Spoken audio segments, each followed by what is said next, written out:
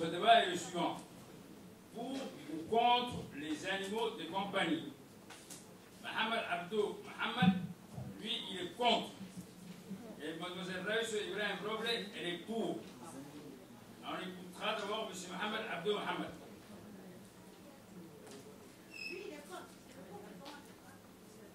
Non, c'est le candidat 1. S'occuper d'un animal nécessite un budget colossal. C'est-à-dire l'hygiène, les soins, la nourriture, j'en pense.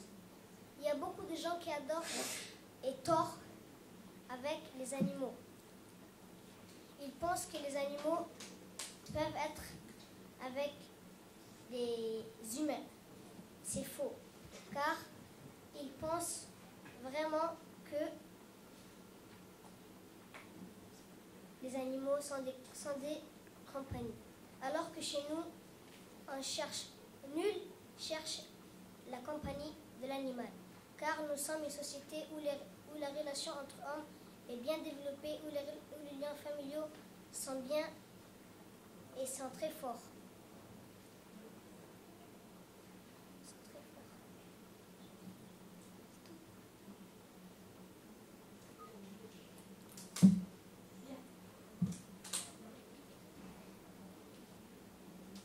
On voit de nos jours la présence de ces animaux dans nos foyers qui représentent un danger primordial pour les personnes prématurées, pour les personnes vulnérables, comme les enfants et les femmes enceintes. Ils peuvent attraper la rage par le chien et la toxoplasmose par le chat. Et en plus, il y a aussi la grippe aviaire par les poules et la brucellose par les chèvres qui infectent les animaux et en même temps les personnes. Tout d'abord, un animal de compagnie a lui aussi des besoins primordiaux. Manger et boire, et aussi des besoins secondaires, c'est avoir un toit qui le protège de la pluie. C'est-à-dire même s'il se cache sous une voiture, il est au moins à l'abri de la pluie.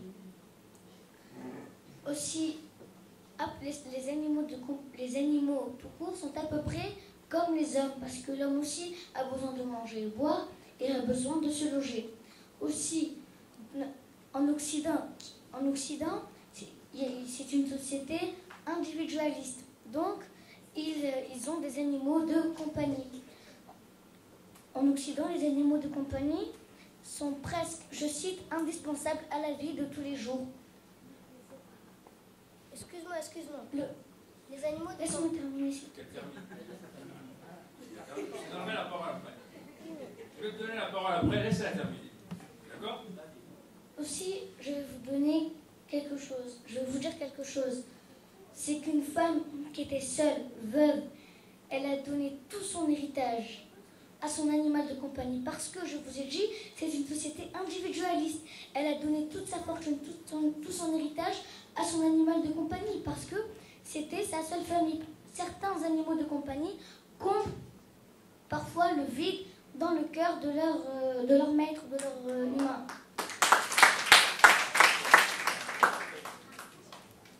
Autre exemple, une femme qui était morte d'un arrêt cardiaque.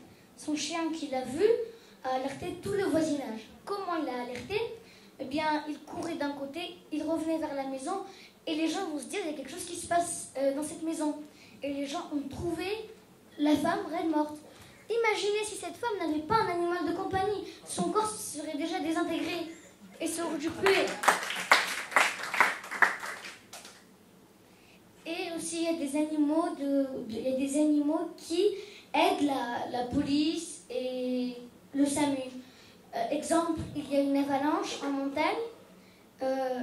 L'être humain ne peut pas sentir par terre. Eh bien, il y a un chien. Ce chien, c'est un chien sauveteur.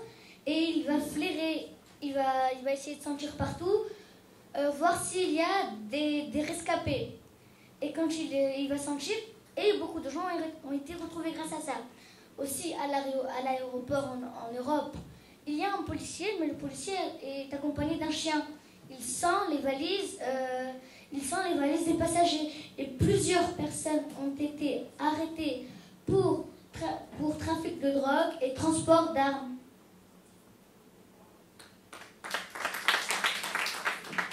Monsieur Mohamed. Excuse-moi, mais tu oublies que les animaux comme les chiens sont vendus comme des marchandises. C'est comme si c'était des jouets, quoi. C'est comme si c'était des jouets. Si maintenant tu dis si maintenant une femme était raide morte et qu'il alerte, c'est faux. Si maintenant il pouvait avoir un voisin qui vient te voir, il le voit, il sent ou il voit, il peut alerter aussi. Les animaux, franchement, ne servent à rien. Avec l'argent que tu peux acheter l'animal, tu peux au moins avoir environ entre 200 avec la nourriture, tout ce que tu dois acheter, l'abri que tu fais, tu pouvais donner ça à un pauvre, ou bien construire une mosquée qui pourra t'aider à partir au paradis. Une mosquée, c'est un budget colossal, c'est des millions.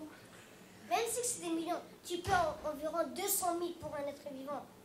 Tu peux pas lui donner sa liberté quand même. C'est même pas 10 000 francs un animal de compagnie. Et aussi, ça a été prouvé par les pédiatres que les chiens et les chats, quand ils sont au contact d'un enfant de 8 à 9 mois, ça réduit les chances que l'enfant ait l'asthme.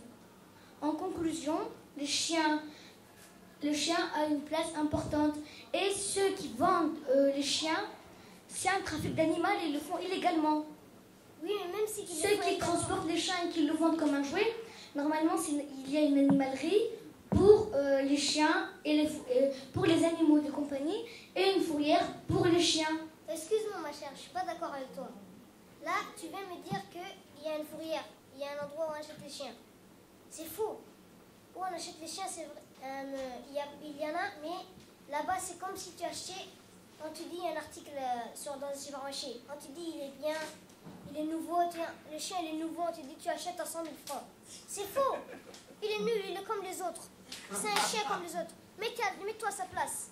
On t'enferme dans une cage. Tu vas faire quoi après des jours? Tu vas mourir. Tu vas dire oh j'ai peur, j'ai peur. C'est faux. Si c'était faux, ce serait illégal parce que ce serait une publicité mensongère. Mais quand tu dis que le chien, il peut amener l'allergie pour les enfants asthmatiques, pas le chien avoir une maladie. Tout seul, pas le chien tout seul. Le chien, le chat et tous les animaux à poil aussi. Ils peuvent ramener ça.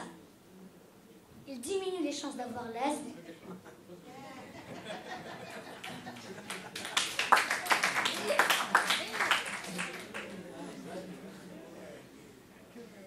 Les enfants allergiques avec l'asthme, ils peuvent être malades avec les poils de ces animaux.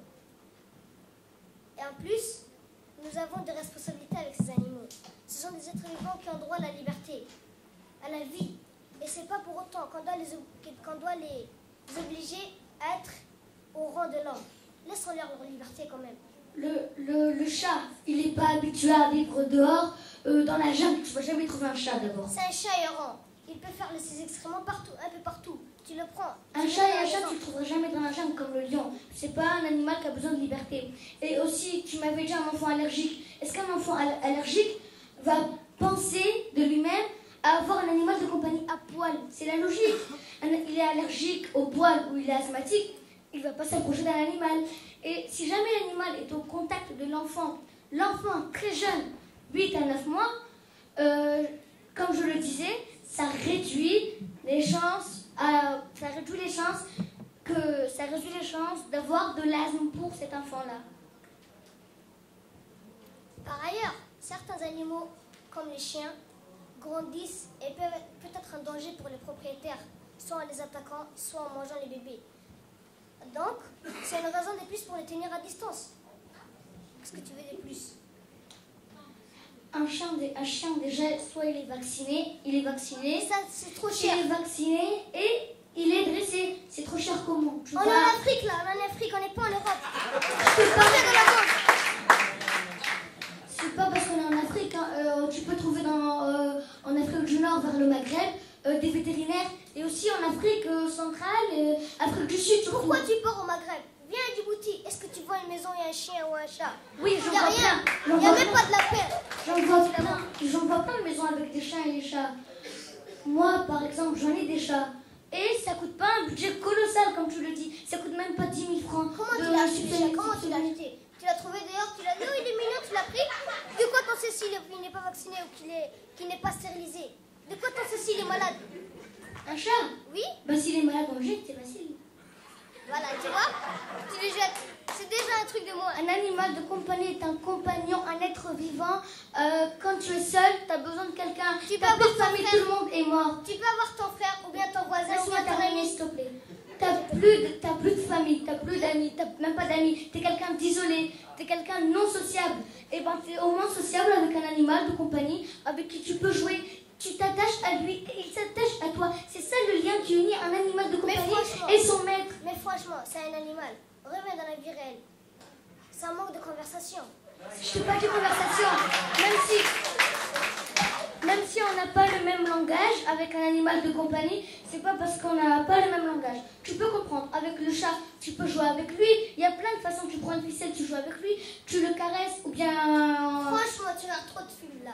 Je regarde pas de film, c'est la réalité. Il y a des films que tu jettes après le chien te ramène. Exactement, moi je fais ça avec mes chats, je suis désolée. Et j'en vois plein de gens qui font ça. C'est parce que il ne faut pas croire que Djibouti est un pays nul. C'est pas parce que c'est un pays sous-développé qu'on est les plus nuls du monde. Il peut y avoir un être humain assez intelligent pour avoir un chat et le nourrir et faire... ça coûte pas 1 million de francs, ça coûte pas 10 millions de N'oublie pas ce que je vais te dire. Le chat a une maladie, la toxoplasmose. C'est une maladie très grave. Tu peux mourir avec cette maladie. Alors fais gaffe et fais gaffe à ton chat qui a les dents. Tout ce que j'essaye là de vous dire, c'est qu'un animal de compagnie, si jamais il est malade, on peut même pas savoir, on n'a pas de symptômes. Tu peux un vétérinaire. Est-ce qu'il y a un vétérinaire à Djibouti? Il n'y a rien. Arrête de me couper, s'il te plaît, je suis en Il n'y a train de rien. parler. Il n'y a pas de vétérinaire. S'il te plaît, arrête de me couper. Il n'y a pas de vétérinaire. Mais je te parle, arrête de me couper. Je dis la vérité. Laisse-la parler, s'il te plaît, Mohamed. Vas-y, Rachid. Vétérinaire. Vas-y, Rachid.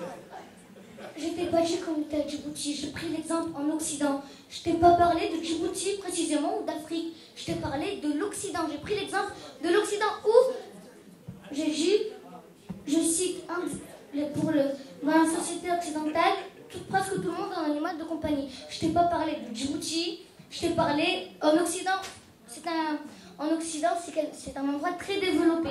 Tu vas trouver une animalerie, un refuge, une fourrière, tu vas trouver de tout en Occident. J'ai pas pris l'exemple de Djibouti. J'ai pris l'exemple en Occident, tu achètes des croquettes, c'est même pas 3 €. Et c'est pas un budget colossal. Acheter un animal, ça te coûterait pas 200 000 €, ça te coûte même pas 100 €. Je pense vraiment que c'est un rêve d'aller à l'occidental. Bon, on vous remercie.